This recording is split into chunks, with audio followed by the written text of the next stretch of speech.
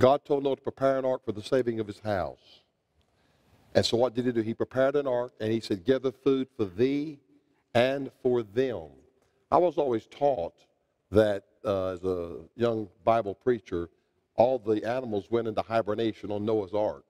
It's believed that Noah spent 377 days on the ark. God told him to collect enough food to feed him and all of those animals. He did that. But here's what's key to this. Jesus gives us an analogy in Matthew 25. As it was in the days of Noah, so shall it be also in the coming of the Son of Man. But then he goes into the story about the 10 virgins. There were 5 wise and there were 5 foolish. And they all tarried and they all slumbered and slept.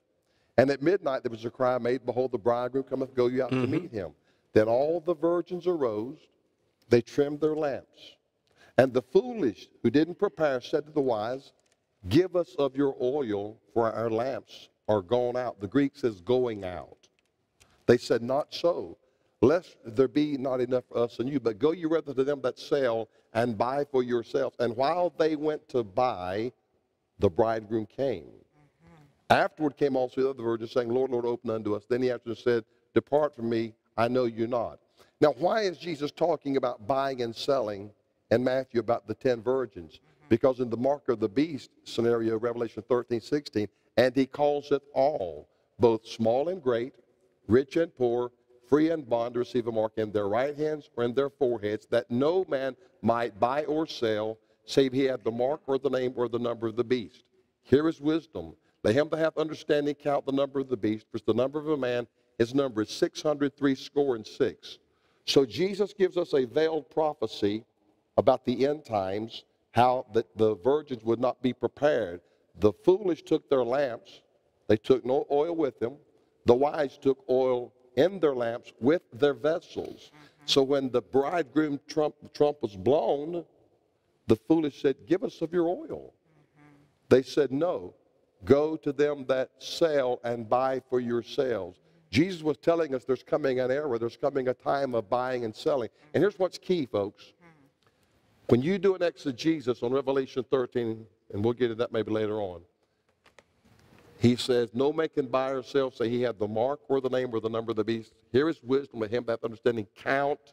The word count in the Greek is compute. It literally compute. 5585 in the Strong Exhaustive Concordance. 5585 says to reference 5586. 5586 says ticket for admission. 5586 says, go back and read 5584. It means to manipulate.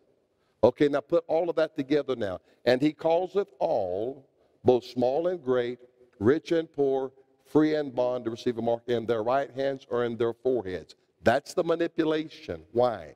That no man can buy or sell, save he had the mark or the name or the number of the beast. Now, here is wisdom. Let him that hath understanding count the number of the beast. Compute. Look it up in your Strong Exhaustive Concordance. The word is compute. Now, John's writing this 2,000 years ago about computers. They've taken over everything. Hybrids, giants, mixing all of this stuff together. In the 70s, Motorola was working on a biocomputer chip to implant in the back of a man's head, and its tentacles would grow into his brain and get the energy, and you could give him a multiple 50-digit equation and tell him to multiply that, and like that he could give you the answer. This is how, this is 40 years ago.